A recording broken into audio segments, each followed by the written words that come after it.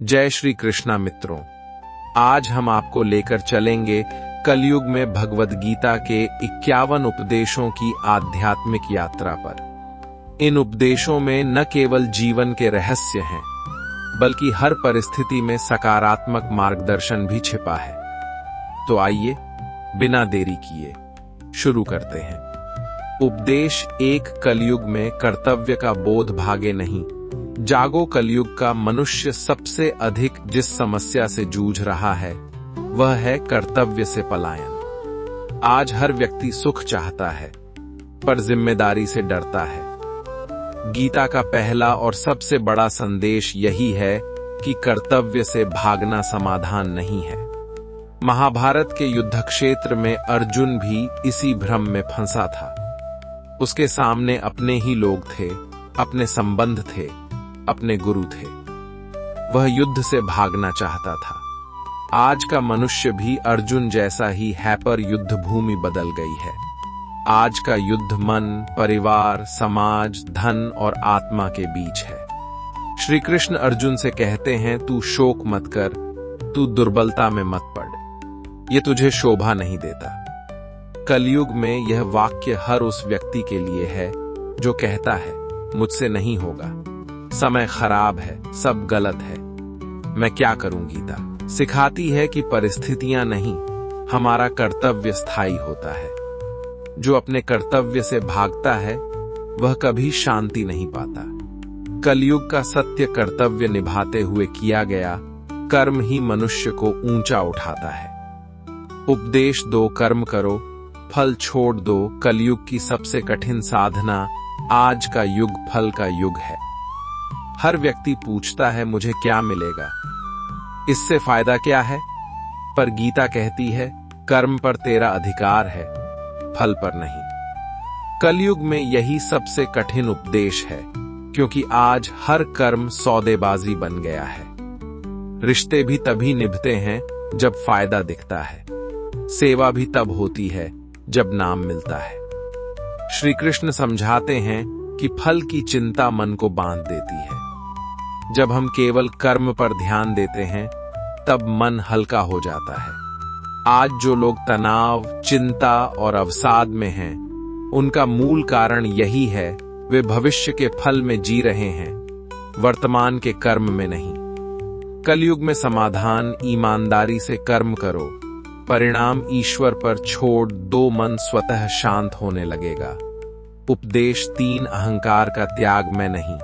प्रभु करता है, कलयुग का सबसे बड़ा रोग है अहंकार। मैंने किया, मैंने कमाया, मेरे बिना कुछ नहीं। गीता इस भ्रम को तोड़ती है। श्री कृष्ण कहते हैं, सब कर्म प्रकृति के गुणों से होते हैं। मूढ़ व्यक्ति स्वयं को कर्ता मानता है। आज विज्ञान, धन और पद ने मनुष्य को अहंकारी बना दिया है, पर यही अहंकार उसे अंदर से खोखला कर रहा है। जो व्यक्ति यह मान लेता है कि मैं केवल माध्यम हूं, करता ईश्वर है, उसका जीवन हल्का, सरल और आनंदमय हो जाता है। कलयुग की सच्ची भक्ति अहंकार का विसर्जन ही सच्ची साधना है। उपदेश 4, मन पर विजय। कलयुग का असली युद्ध आज का युद्ध बाहर नहीं है, मन के भीतर है। मन कभी भूतकाल में ले जाता है, कभी भविष्य में डर दिखाता है। गीता कहती है, मन मित्र भी है और शत्रु भी। जो मन को नियंत्रित करता है वह संसार जीत लेता है। जो मन के पीछे चलता है वह स्वयं से हार जाता है। आज के युग में मोबाइल, लालसा, तुलना, वासना मन को भटका रहे हैं। श्री कृष्ण बताते हैं कि अभ्यास और वैराग्य से मन को साधा जा सकता है। कलयुग की साधना रोज थोड़ी आत्मचिंतन, नाम स्मरण, इच्छाओं पर संयम, यही मन विजय का मार्ग है। उपदेश 5, दुख से मत डर, वही तुम्हारा गुरु है। कलयुग में मनुष्य दुख से भागता है, वह केवल सुख चाहता है, पर गीता कहती है, दुख और सुख दोनों क्षणिक हैं।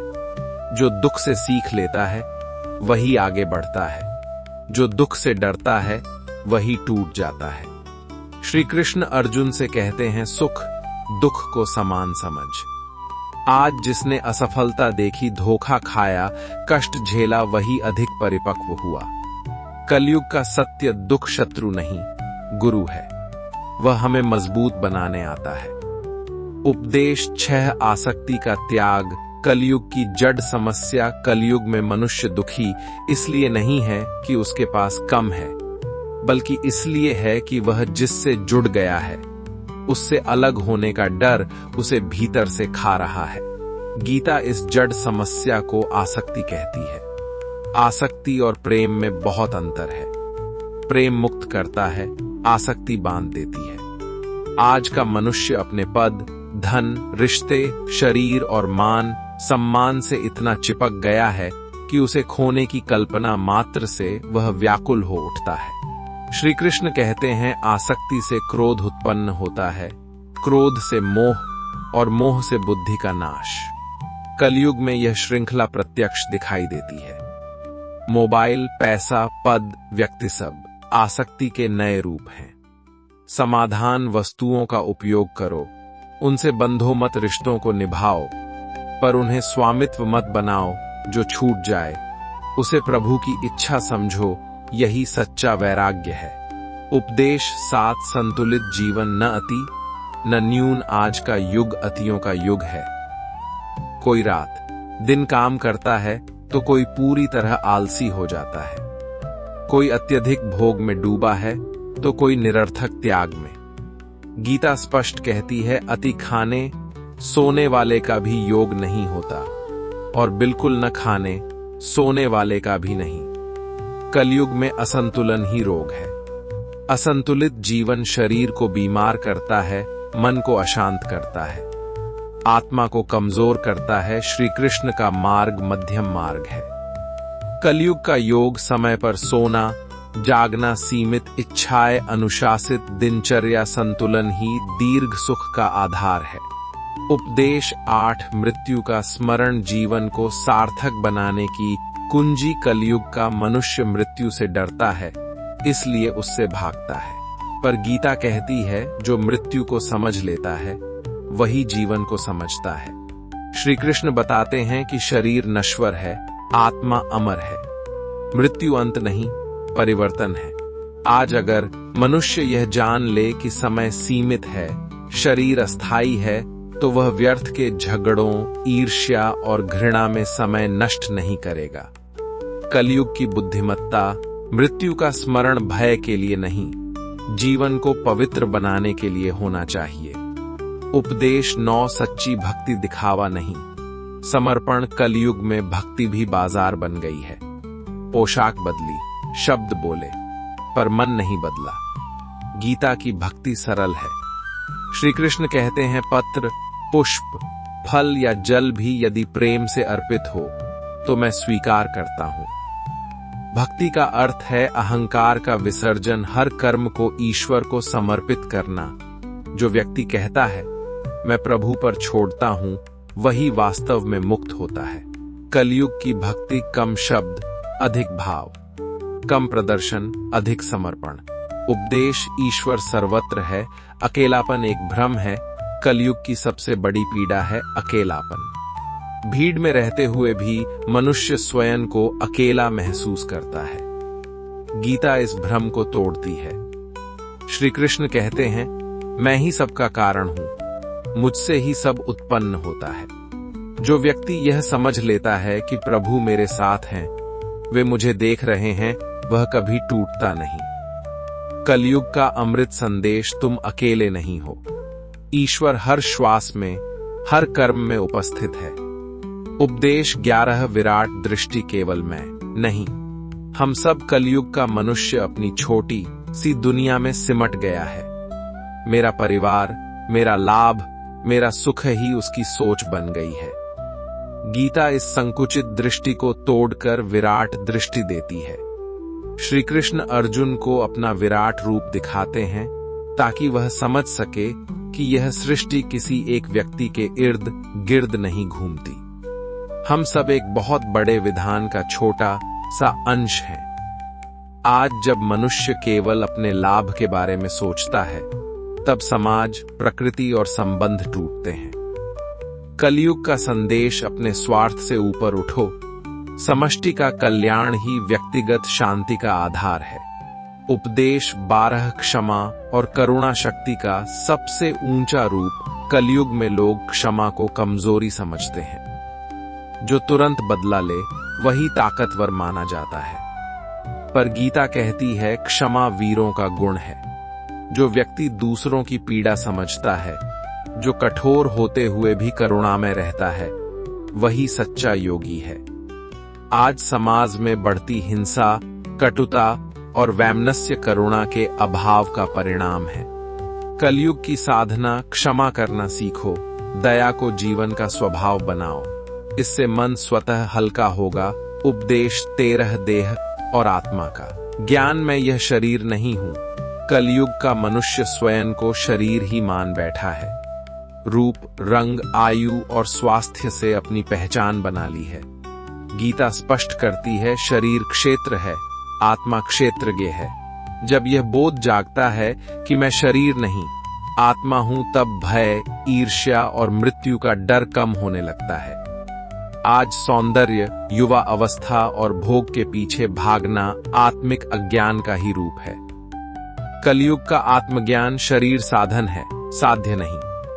आत्मा को पहचानो, वही शाश्वत है। उपदेश 14 3 गुण सत्व, रज, तम का बंधन मनुष्य अपने स्वभाव को परिस्थिति मान लेता है, जबकि गीता बताती है कि हम 3 गुणों के प्रभाव में कर्म करते हैं। सत्व शांति, ज्ञान, संतुलन, रज कामना, दौड़, अशांति, तुम आलस्य, अज्ञान, मोह। कलयुग में रज और तम का प्रभाव अधिक है, इसलिए मनुष्य बेचैन और भ्रमित है। उपाय सत्व गुण बढ़ाओ, सादा भोजन, शुद्ध विचार, सत्संग और संयम। उपदेश 15 परम पुरुष की शरण जीवन का अंतिम सत्य। सारी गीता का निष्कर्ष यही है, ईश्वर की शरण। कलयुग में जब बुद्धि, बल और साधन सब असफल हो जाते हैं, तब शरणागति ही शांति देती है। श्री कृष्ण कहते हैं, मैं ही सबका आश्रय हूं। जो व्यक्ति यह स्वीकार कर लेता है कि मैं सब कुछ नियंत्रित नहीं कर सकता, उसी क्षण उसका बोझ उतरने लगता है। कलयुग का महामंत्र उपदेश 16 दैवी और आसुरी स्वभाव। अपना स्वभाव पहचानो। कलयुग में सबसे बड़ी भूल यह है कि मनुष्य अपने स्वभाव को ही अपना भाग्य मान लेता है। गीता स्पष्ट करती है कि मनुष्य 2 प्रवृत्तियों में जीता है, दैवी और आसुरी। दैवी स्वभाव में है अभय, सत्य, दया, संयम, क्षमा, करुणा। आसुरी स्वभाव में है अहंकार, क्रोध, लोभ, हिंसा, छल, घमंड। आज समाज में बढ़ता तनाव, अपराध और कटुता आसुरी प्रवृत्ति के बढ़ने का परिणाम है। कलयुग का आत्म परीक्षण, मैं किस प्रवृत्ति को पोषित कर रहा हूं। स्वभाव बदले बिना जीवन नहीं बदलता। उपदेश 17 श्रद्धा के अनुसार जीवन जैसा विश्वास वैसा व्यक्तित्व। गीता कहती है मनुष्य श्रद्धामय है। कलयुग में लोग बाहर से बहुत कुछ बदल लेते हैं, पर अंदर की श्रद्धा वैसी ही रहती है। जैसी श्रद्धा वैसा चिंतन, जैसा चिंतन वैसा कर्म, और जैसा कर्म वैसा जीवन। आज अगर जीवन अस्त व्यस्त है, तो पहले अपनी श्रद्धा देखो, हम किस पर विश्वास कर रहे हैं। कलयुग का मार्ग झूठे आदर्श नहीं, सच्चे मूल्यों में श्रद्धा रखो। उपदेश 18 मोक्ष का मार्ग, कर्तव्य और त्याग का संतुलन। कलयुग में 2 अतियां हैं। कोई कहता है सब छोड़ दो, और कोई कहता है सब भोगो। गीता बीच का मार्ग सिखाती है। मोक्ष का मार्ग त्याग नहीं, आसक्ति का त्याग है। श्री कृष्ण कहते हैं कर्तव्य छोड़ना संन्यास नहीं, कर्तव्य में आसक्ति छोड़ना ही सच्चा त्याग है। कलयुग का मुक्त जीवन घर में रहकर भी मुक्त हुआ जा सकता है। उपदेश 19 ईश्वर की कृपा, पुरुषार्थ से ऊपर। कलयुग का मनुष्य केवल पुरुषार्थ पर गर्व करता है, मैंने सब किया। पर गीता स्मरण कराती है पुरुषार्थ आवश्यक है, पर कृपा उससे भी बड़ी है। जब अहंकार टूटता है, तब कृपा उतरती है। कलयुग का सत्य, जहां मैं घटता है, वहां ईश्वर प्रकट होता है। उपदेश 20 पूर्ण समर्पण भय से मुक्ति गीता का अंतिम और सर्वोच्च उपदेश। सब धर्मों को छोड़कर मेरी शरण आओ। कलयुग भय का युग है, भविष्य का भय, असफलता का भय, मृत्यु का भय। समर्पण भय का अंत है, कलयुग का अमृत। वाक्य जब सब छोड़ देते हैं तब ईश्वर संभाल लेता है। समर्पण में ही मुक्ति है। उपदेश 21 विवेक का जागरण, सही और गलत की पहचान। कलयुग की सबसे बड़ी समस्या यह नहीं है कि मनुष्य बुरा है, समस्या यह है कि उसका विवेक सो गया है। आज सही गलत का निर्णय लाभ और हानि के आधार पर होने लगा है। जो फायदेमंद है वही सही मान लिया जाता है। गीता विवेक को जीवन का दीपक कहती है।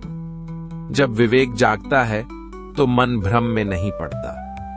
कलयुग का समाधान, हर निर्णय से पहले स्वयं से पूछो, क्या यह धर्म के अनुकूल है? उपदेश 22 मौन की शक्ति, शांति का गुप्त द्वार। कलयुग शोर का युग है, बाहर भी और भीतर भी। मनुष्य बोलता बहुत है पर सुनता नहीं, सोचता बहुत है पर समझता नहीं। गीता मौन को साधना मानती है। मौन केवल चुप रहना नहीं, मन को शांत करना है। कलयुग की साधना, रोज कुछ समय मौन में रहो, उत्तर भीतर से मिलने लगेंगे। उपदेश 23 संतोष, सबसे बड़ा धन कलयुग में मनुष्य के पास साधन पहले से अधिक हैं, पर संतोष पहले से कम। गीता कहती है जो मिला है उसमें प्रसन्न रहना सीखो। असंतोष लोभ को जन्म देता है और लोभ अशांति को। कलयुग का रहस्य संतोष में ही स्थायी सुख छिपा है। उपदेश 24 सेवा का भाव, अहंकार का क्षय। आज सेवा भी प्रचार बन गई है। नाम, फोटो और प्रशंसा सेवा के पीछे चलने लगी है। गीता सिखाती है निष्काम सेवा अहंकार को गलाती है। जो बिना अपेक्षा देता है वही वास्तव में समृद्ध होता है। कलयुग का योग, जहां जरूरत हो वहां हाथ बढ़ाओ। उपदेश 25 विश्वास डगमगाते मन की लाठी। कलयुग में मनुष्य सब कुछ खोने से नहीं डरता, वह विश्वास खोने से डरता है। जब विश्वास टूटता है तो जीवन अंधकारमय हो जाता है। गीता कहती है ईश्वर, स्वयं और जीवन पर विश्वास रखो। कलयुग का संबल, विश्वास टूटे तो भी प्रभु पर भरोसा मत तोड़ो। उपदेश 26 समय का सदुपयोग, कलयुग की सबसे बड़ी तपस्या। कलयुग का सबसे बड़ा संकट धन की कमी नहीं बल्कि समय की बर्बादी है। आज मनुष्य के पास साधन अधिक हैं पर उसके पास ठहराव नहीं है। गीता समय को ईश्वर की शक्ति मानती है। जो समय को व्यर्थ करता है वह जीवन को व्यर्थ करता है। आज का मनुष्य कहता है समय नहीं है, पर सच्चाई यह है कि समय का अनुशासन नहीं है। मोबाइल, मनोरंजन, निरर्थक चर्चा और तुलना समय को धीरे धीरे निगल जाते हैं और अंत में हाथ में केवल पछतावा रह जाता है। श्री कृष्ण का संदेश स्पष्ट है, जो वर्तमान क्षण में जागरूक होकर कर्म करता है वही भविष्य को उज्जवल बनाता है। कलयुग की साधना, हर दिन का कुछ समय आत्मचिंतन को दो। जो आवश्यक नहीं उसे त्यागो, समय को ईश्वर का प्रसाद समझो। समय का सम्मान ही जीवन का सम्मान है। उपदेश 27 संगति का प्रभाव, जैसा साथ वैसा जीवन। गीता कहती है मनुष्य जैसा बनता है वह उसकी संगति का परिणाम होता है। कलयुग में लोग कहते हैं मैं अलग हूं, मुझ पर कोई असर नहीं पड़ता, पर यह आत्म भ्रम है। नकारात्मक संगति धीरे धीरे विचारों को दूषित करती है। सकारात्मक संगति बिना कहे जीवन बदल देती है। आज अगर क्रोध, ईर्ष्या और असंतोष बढ़ रहा है तो पहले संगति देखो, हम किसे सुन रहे हैं, किसे देख रहे हैं और किसके साथ समय बिता रहे हैं। कलयुग का नियम, सत्संग केवल मंदिर में नहीं, हर उस जगह है जहां विचार शुद्ध होते हैं। उपदेश 28 इच्छाओं की मर्यादा, अनंत चाह ही दुख का कारण। कलयुग इच्छाओं का महासागर है। एक इच्छा पूरी होती नहीं कि दूसरी जन्म ले लेती है। गीता इच्छाओं को दोष नहीं देती, पर असीमित इच्छाओं को बंधन बताती। जब इच्छाएं अनियंत्रित हो जाती हैं, तो मन कभी तृप्त नहीं होता।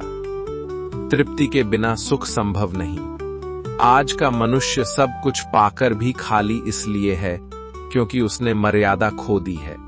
कलयुग का संतुलन आवश्यकता और लालसा में अंतर समझो। इच्छाओं का स्वामी बनो, दास नहीं जो है। उसमें कृतज्ञता रखो। सीमित इच्छाएं असीम शांति देती हैं। उपदेश 29 क्षणभंगुर संसार स्थायी की खोज। गीता संसार को असत्य नहीं कहती, पर अस्थाई अवश्य कहती है।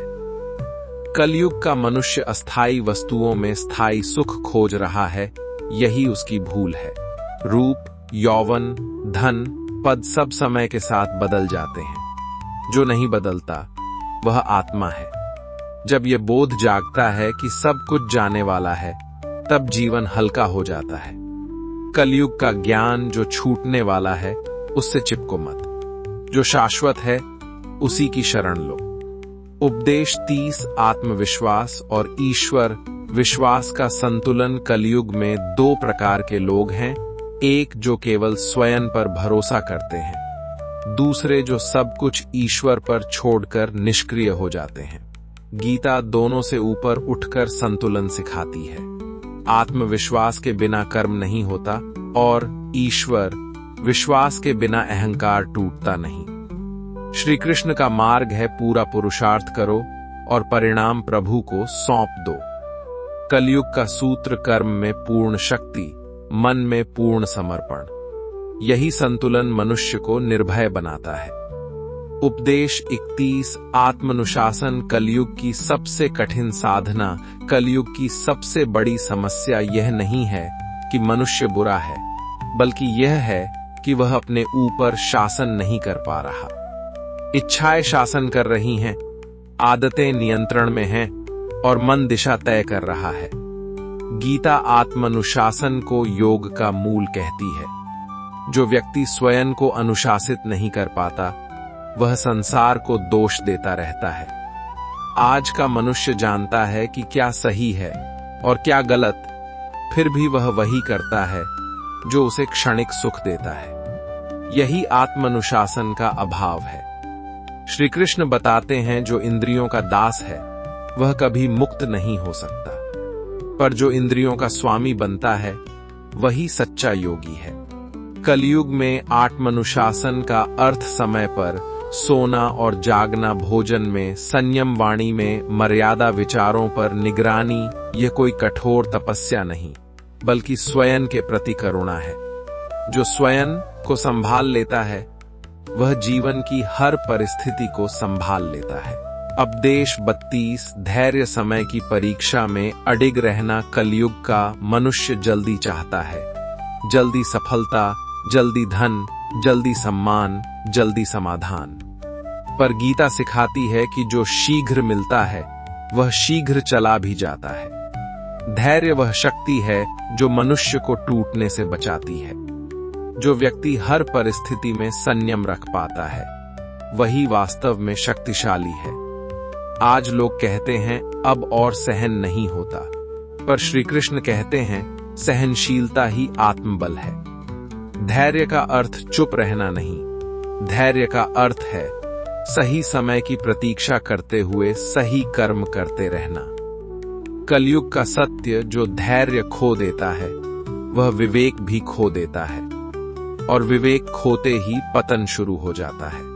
उपदेश 33 सत्य का मार्ग कठिन लेकिन मुक्तिदायक। कलयुग में सत्य सबसे अधिक पीड़ित है। झूठ को चतुराई कहा जाता है और सत्य को मूर्खता, पर गीता कहती है सत्य ही धर्म की नींव है। सत्य केवल बोलने का विषय नहीं, सत्य जीने का मार्ग है। विचार में सत्य, वाणी में सत्य और कर्म में सत्य। जो व्यक्ति सत्य का मार्ग पकड़ता है, उसे आरंभ में कठिनाइयां मिलती हैं, पर अंत में वही निर्भय होता है। झूठ व्यक्ति को लगातार डर में रखता है, सत्य व्यक्ति को स्थिर और शांत बनाता है। कलयुग में सत्य का साहस, गलत को गलत कहना, लाभ के लिए मूल्य न छोड़ना, अंतरात्मा की आवाज सुनना, सत्य का साथ देने वाला कभी अकेला नहीं होता, ईश्वर उसके साथ होता है। उपदेश 34 कर्मों की शुद्धता, भीतर से पवित्र बनना। कलयुग में मनुष्य बाहरी शुद्धता पर बहुत ध्यान देता है, पर भीतरी अशुद्धि को अनदेखा कर देता है। गीता स्पष्ट करती है, कर्म केवल क्रिया नहीं, भाव से बनता है।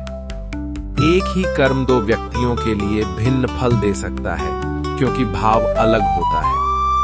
यदि कर्म अहंकार से हो तो वह बंधन बनता है, यदि कर्म सेवा से हो तो वही मुक्ति का साधन बन जाता है। कलयुग की साधना, हर कर्म से पहले स्वयं से पूछो, मैं ये क्यों कर रहा हूं? स्वार्थ घटाओ, सेवा बढ़ाओ। शुद्ध भाव से किया गया छोटा कर्म भी महान बन जाता है। उपदेश 35 आंतरिक शांति, बाहरी संसार से ऊपर। कलयुग में लोग शांति खोजते हैं यात्राओं में, धन में, रिश्तों में और सुविधाओं में, पर गीता कहती है शांति बाहर नहीं, भीतर है। जो व्यक्ति अपने मन के साथ युद्ध करता रहता है, वह कहीं भी शांत नहीं रह सकता। आंतरिक शांति का अर्थ है, जो है उसे स्वीकार करना, और जो नहीं है उसके लिए स्वयं को न जलाना। जब मनुष्य ईश्वर पर भरोसा करता है, कर्तव्य करता है और परिणाम छोड़ देता है, तभी शांति उतरती है। कलयुग का अंतिम सूत्र इस भाग का, शांति परिस्थिति बदलने से नहीं, दृष्टि बदलने से आती है। उपदेश 36 विवेक और वैराग्य का संतुलन। न भागो, न डूबो। कलयुग में दो प्रकार के लोग अधिक दिखाई देते हैं।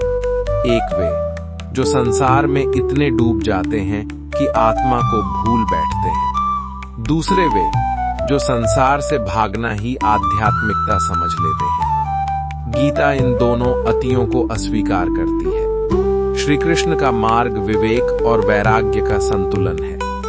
विवेक सिखाता है क्या आवश्यक है और क्या अनावश्यक। वैराग्य सिखाता है जो अनावश्यक है उससे दूरी कैसे रखी जाए। कलयुग का मनुष्य समस्या में इसलिए फंसता है क्योंकि वह न तो विवेक से जीता है न वैराग्य से।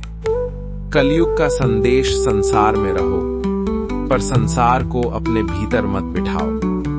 जो इस संतुलन को सीख लेता है वह भीतर से स्वतंत्र हो जाता है। उपदेश 37 अहिंसा और शांति शक्ति का सूक्ष्म रूप। कलयुग में शक्ति का अर्थ दबाना, डराना और जीतना समझा जाने लगा है, पर गीता सिखाती है अहिंसा सबसे बड़ी शक्ति है।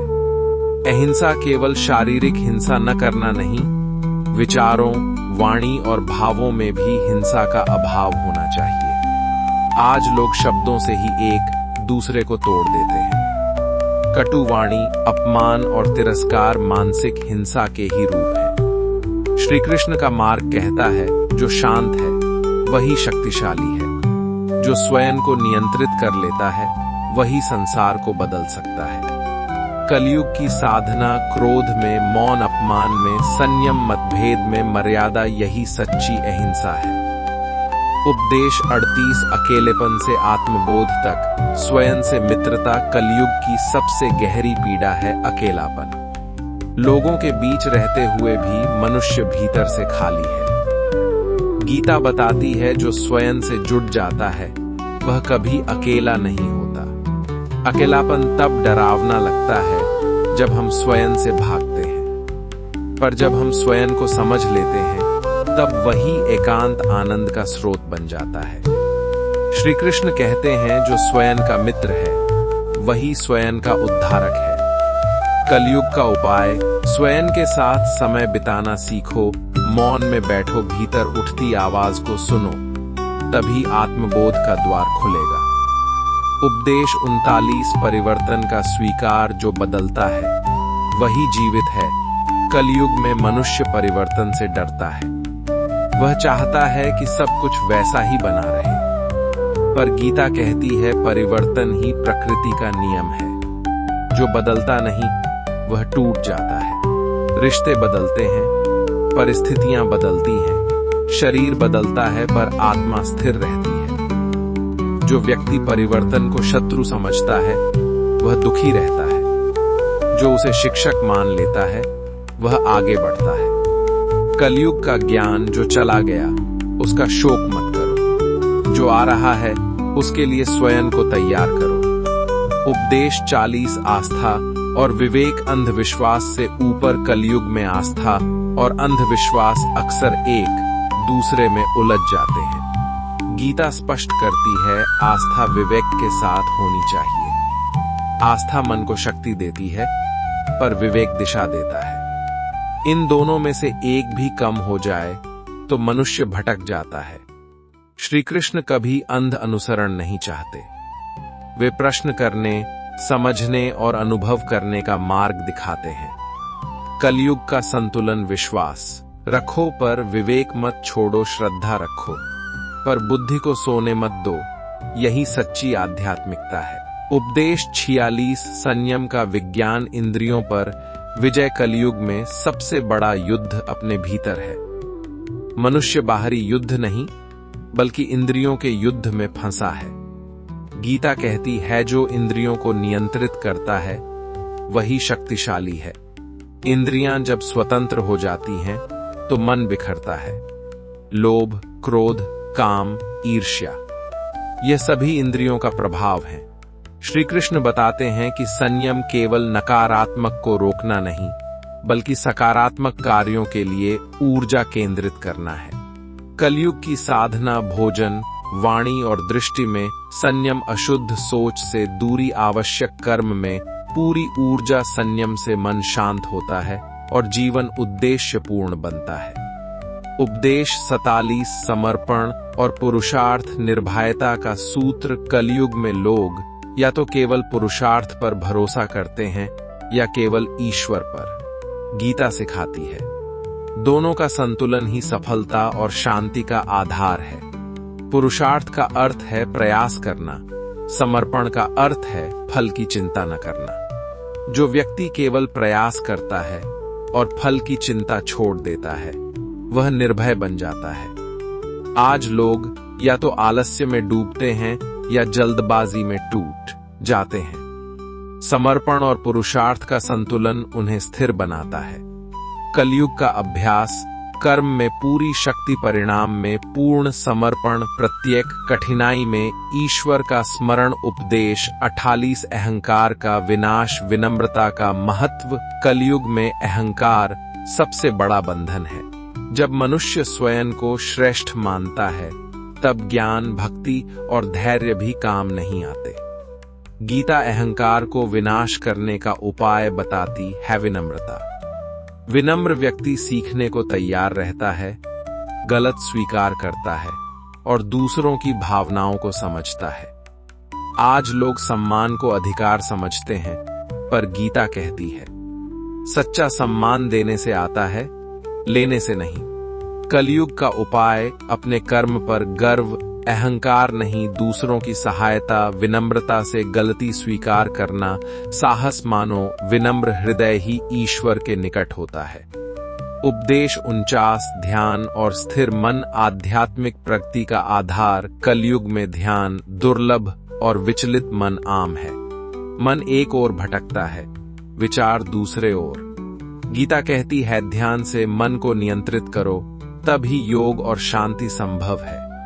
स्थिर मन वह है जो एक ही उद्देश्य पर टिकता है, विचारों की अनावश्यक दौड़ में नहीं पड़ता। ध्यान मात्र तकनीक नहीं बल्कि यह मन की शुद्धि और आत्मा के अनुभव का साधन है। कलयुग का अभ्यास प्रतिदिन निश्चित समय ध्यान, सांस और मंत्र पर ध्यान केंद्रित, विचारों की दौड़ रोकना। स्थिर मन आत्मा का आईना है, जितना साफ उतना प्रकाश। उपदेश 50 प्रेम और सेवा जीवन का अंतिम उद्देश्य। गीता का अंतिम उपदेश यह है, सच्चा प्रेम और निष्काम सेवा। कलयुग में लोग प्रेम को स्वार्थ और सेवा को प्रदर्शन समझने लगे हैं, पर गीता कहती है, सच्चा प्रेम वह है जो न शर्त है और सेवा वह है जो परिणाम की चिंता न करे। जब प्रेम और सेवा जीवन में उतरते हैं तब मनुष्य अपने अहंकार, भय और लोभ से मुक्त हो जाता है। सचमुच यही जीवन का अंतिम उद्देश्य और कलयुग में सर्वोच्च साधना है। कलयुग का सूत्र, दूसरों में ईश्वर देखें, सेवा में अहंकार न हो, प्रेम में अपेक्षा न हो। ये उपदेश जीवन को पूर्ण, अर्थपूर्ण और अमर बनाता है। उपदेश 51 पूर्ण समर्पण और आत्म साक्षात्कार जीवन का अंतिम लक्ष्य। कलयुग में मनुष्य सबसे अधिक भ्रमित है। संसार में इतना ज्ञान, इतना साधन, इतना प्रयास होने के बावजूद मनुष्य सच्ची शांति और संतोष से दूर है। गीता का अंतिम उपदेश 51 यही सिखाता है कि संपूर्ण समर्पण और आत्म साक्षात्कार ही जीवन का अंतिम लक्ष्य है। भ्रम और असंतोष का कारण कलयुग में लोग लगातार बाहरी चीजों में खुशी खोजते हैं। पद, धन, भौतिक सुख, मान, सम्मान, संबंध, लोकप्रियता पर ये सब अस्थायी हैं। जितना अधिक इनसे जुड़ते हैं, उतना ही डर और चिंता बढ़ती है। गीता स्पष्ट करती है, मनुष्य जो अस्थायी है उसी से अपने सुख और दुख को बांधता है। असंतोष और भय का जड़ यही है। जब व्यक्ति केवल अपने प्रयास और परिणाम पर निर्भर रहता है, तभी अहंकार, लोभ और ईर्ष्या पैदा होती है। संपूर्ण समर्पण का अर्थ संपूर्ण समर्पण केवल भक्ति तक सीमित नहीं। यह मन, वाणी और कर्म का प्रभु के चरणों में अर्पण है। श्री कृष्ण कहते हैं, सभी धर्मों को छोड़कर मेरी शरण में आओ। समर्पण का मतलब है फलों की चिंता न करना, अपने अहंकार को त्यागना, ईश्वर पर पूर्ण विश्वास रखना। कलयुग में यह सबसे कठिन साधना है, क्योंकि मनुष्य परिणाम के मोह में बंधा है। पर यही मार्ग है जो व्यक्ति को संपूर्ण स्वतंत्रता और शांति देता है। आत्म साक्षात्कार भीतर की यात्रा संपूर्ण समर्पण के साथ आत्म साक्षात्कार जुड़ा है। आत्म साक्षात्कार का अर्थ है, मैं केवल शरीर और मन नहीं, मैं आत्मा हूं। जब यह बोध होता है, मृत्यु भयपूर्ण नहीं लगती, दुख और कठिनाई अस्थायी लगती हैं, सांसारिक लाभ और हानि से आत्मा पर प्रभाव नहीं पड़ता। आत्म साक्षात्कार व्यक्ति को अडिग, निर्भय और संतुलित बनाता है। कलयुग में समर्पण का व्यवहारिक रूप। कलयुग में समर्पण के अभ्यास का मतलब है, कर्म में लगो, फल में मत उलझो। परिवार, व्यवसाय, समाज में पूरी शक्ति, परिणाम को ईश्वर पर छोड़ना, सहायता और सेवा, किसी से अपेक्षा न रखना। सेवा में अहंकार का प्रवेश न देना। आत्मनिरीक्षण और ध्यान, दैनिक समय केवल आत्मा के साथ बिताना, मौन और शांति में अपने विचारों को देखना। इन अभ्यासों से व्यक्ति धीरे धीरे संपूर्ण शांति और आनंद में पहुंचता है। संपूर्ण समर्पण और समाज। कलयुग में व्यक्ति केवल स्वयं के लिए नहीं, संपूर्ण मानवता के लिए सोचता है। सच्चा समर्पण केवल व्यक्तिगत मोक्ष तक सीमित नहीं, बल्कि दूसरों के कल्याण में योगदान करना भी है।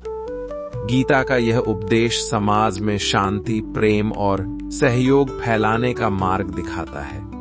जब व्यक्ति अहंकार छोड़ता है, संपूर्ण समर्पण करता है और सेवा करता है, तब समाज में भी संतुलन और सामंजस्य आता है। आध्यात्मिक पूर्णता संपूर्ण समर्पण और आत्म साक्षात्कार से जन्म लेती है। निर्भयता, भय से मुक्त मन, संतोष, हमेशा संतुलित हृदय, प्रेम और करुणा सभी जीवों के लिए संभाव, स्थिर मन, परिस्थितियों से विचलित न होना। ये अवस्था ही गीता के समग्र उपदेशों का सार है। ये अंतिम उपदेश 51 कलयुग के लिए जीवन का सर्वोच्च मार्गदर्शन है। कलयुग का संदेश, सांसारिक मोह से परे देखो, हर कर्म ईश्वर को समर्पित करो, परिणाम से निर्भय रहो, आत्मा का बोध करो, समाज और सेवा में योगदान दो। ये उपदेश जीवन को पूर्ण, अर्थपूर्ण और अमर बनाता है।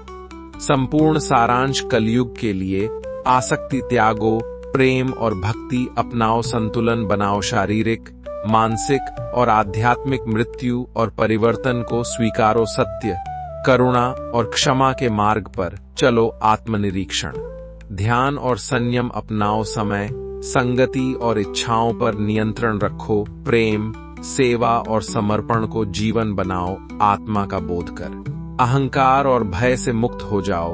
उपदेश 51 के माध्यम से गीता कलयुग के मनुष्य को अंतिम शांति और जीवन के उद्देश्य की ओर ले जाती है। दोस्तों, ये थे श्रीमद् भगवद गीता के 51 उपदेश, खासकर कलयुग में जीवन को सही दिशा देने के लिए। इन उपदेशों को अपनाकर आप न केवल अपनी आत्मा को शांति दे सकते हैं, बल्कि समाज और परिवार में भी प्रेम, सेवा और संतुलन ला सकते हैं। अगर ये वीडियो आपको पसंद आया हो तो लाइक, शेयर और सब्सक्राइब करना न भूलें। ईश्वर आपके साथ रहे। अगर आप